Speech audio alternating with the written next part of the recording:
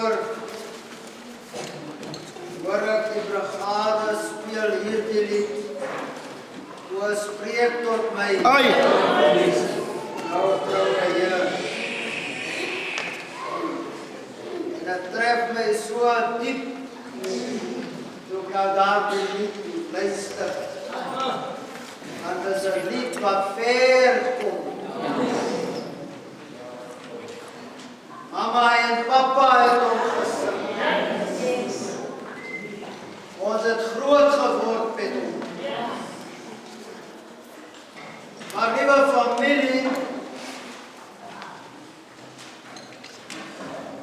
ek is vandag vir die eerste keer as ek feesprediker.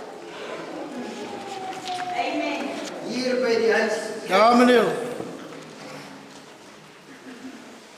Ek onthou 'n jaar waar ons 'n gasprediker genooi het. Maar op die 11de uur, toe beland hy in die hospitaal. En hy laat weet my, meneer, ek sal dit nie maak nie. Toe moes ek instaan. Want die waan kan in die laagte vastgevallen word.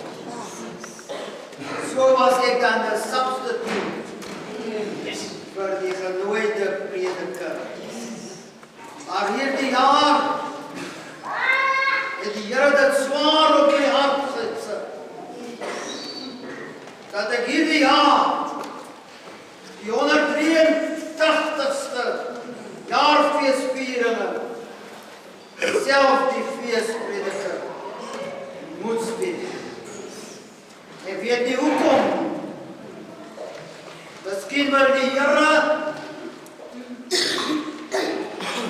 die huisraad so 'n bietjie reskyk.